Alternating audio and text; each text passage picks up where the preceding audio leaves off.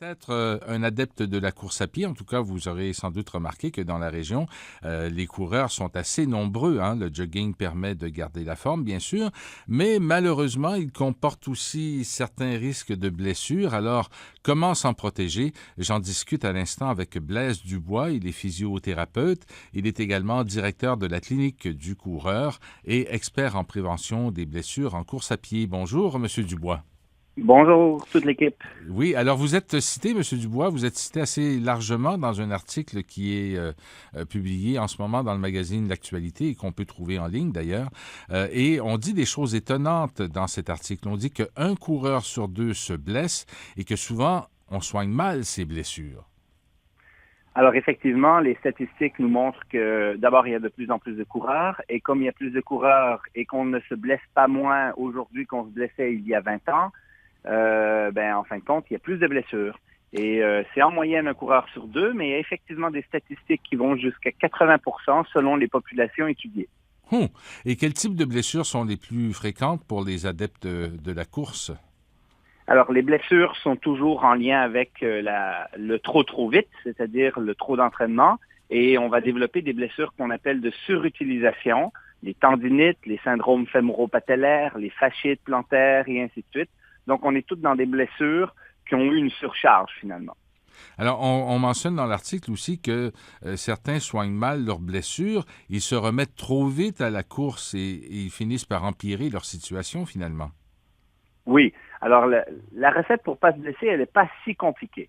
En fait, il faut savoir que la course à pied est une activité potentiellement traumatisante. Vous sautez sur une jambe, vous sautez sur l'autre. Et selon l'habitude de vos tissus, de vos tendons, de vos os et ainsi de suite, si jamais vous surchargez votre tissu, vous allez le blesser. Il va, en fin de compte, s'irriter, créer des micro-bris. Et quand il y en a trop par rapport à la capacité du corps à se réparer, vous allez le blesser graduellement. Donc, la recette est assez simple. En fin de compte, il faut quantifier le stress mécanique. Il faut doser la quantité d'activité qu'on fait pour s'assurer qu'on soit toujours dans le dosage qui va créer des adaptations, solidifier votre corps, avoir tous les effets positifs de l'activité physique, mais sans nécessairement aller de l'autre côté où là, la capacité de réparation est insuffisante pour les bris que vous causez et là, vous vous blessez graduellement.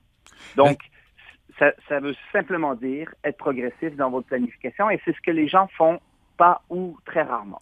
oui, ce qu'on dit dans l'article d'ailleurs, c'est qu'il ne faut pas bouger sa routine. Souvent, si on fait des changements, même mineurs, ça peut avoir un impact sur le corps. Oui, alors, d'un point de vue blessure, c'est ce qu'on recommande, c'est-à-dire d'être très prudent pour tout changement. Alors, vous augmentez le volume d'entraînement, vous voulez changer les vitesses d'entraînement, vous voulez aller un peu plus vite. Vous décidez de changer de chaussure, vous changez de technique de course. Chaque fois qu'il y a un changement, vous changez quel tissu est stressé, de quelle manière et à quelle quantité. Et donc, tout changement doit être intégré de façon très graduelle.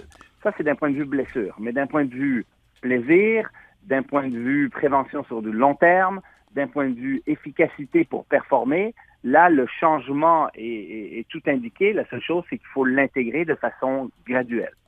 Est-ce que les coureurs du dimanche, les coureurs amateurs, sont plus à risque que ceux qui font de l'entraînement très intensif ou même les professionnels? Certainement. En fait, les coureurs récréatifs, les débutants, ont deux, trois problèmes. Le premier, c'est qu'ils sont peu adaptés au stress mécanique. Donc, comme ils ont été souvent sédentaires au préalable de leur programme de course, leur tissu est peu adapté au stress d'impact. Et à partir de ce moment-là, ils ont des tendons, des os et des muscles plus fragiles. Ça, c'est la première chose. La deuxième chose, le coureur récréatif va partir souvent de zéro et il va penser que faire un 20-30 minutes de jogging, c'est pas énorme. Et pourtant, 20 minutes de jogging, c'est 1800 sauts sur une jambe et 1800 sauts sur l'autre. Donc, c'est un stress mécanique déjà conséquent.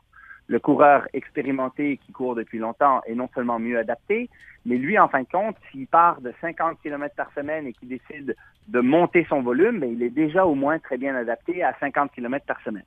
Et il y a un troisième facteur, je pense, qui a une certaine influence, c'est que le débutant va aller dans un magasin spécialisé, va recevoir des chaussures qui sont totalement inappropriées pour lui, qui sont des grosses chaussures technologiques en pensant que ça va le protéger. Et tout ça va faire en sorte, en fin de compte, que ça augmente le risque de se blesser. Est-ce qu'il y a des morphologies particulières? Est-ce qu'il y a des gens dont le corps n'est pas fait pour courir et d'autres qui seraient faits ou qui seraient mieux adaptés pour la course? Alors, il y a plusieurs études scientifiques qui se sont penchées sur cette question et le classique, c'est de dire j'ai les pieds plats et les pieds plats, ça augmente le risque de blessure.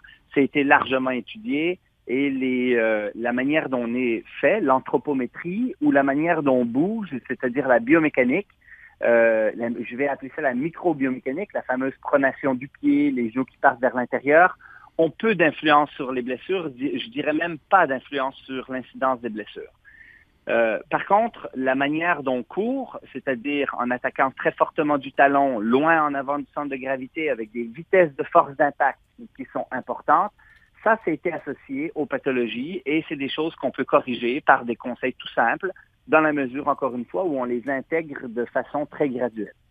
Bon, vous avez évoqué des blessures aux articulations, aux tendons, ça on comprend bien ça, mais ça a des conséquences aussi sur le dos et pour les femmes, ça entraîne même un affaissement du plancher pelvien, semble-t-il.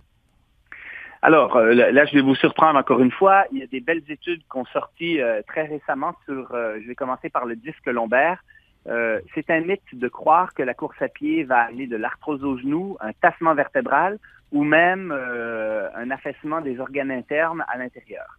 En fait, ça a été étudié entre autres pour le disque. Pour le cartilage de genou, il y a au moins une trentaine d'études sur le sujet et on pense que la course à pied a même un effet protecteur actuellement sur l'arthrose du genou. Donc, courir régulièrement serait une bonne chose pour prévenir l'arthrose du genou.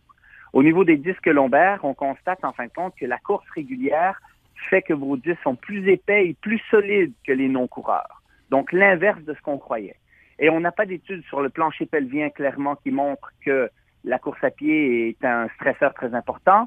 La seule chose, c'est que recommencer la course à pied après une grossesse trop rapidement, avec un plancher pelvien qui est dysfonctionnel, c'est effectivement un stresseur important parce qu'on a déjà un problème. La course à pied en soi ne cause pas plus d'incontinence ou de problématiques chez les femmes. On doit se quitter bientôt. Est-ce que la marche est plus recommandable que la course à ce moment-là?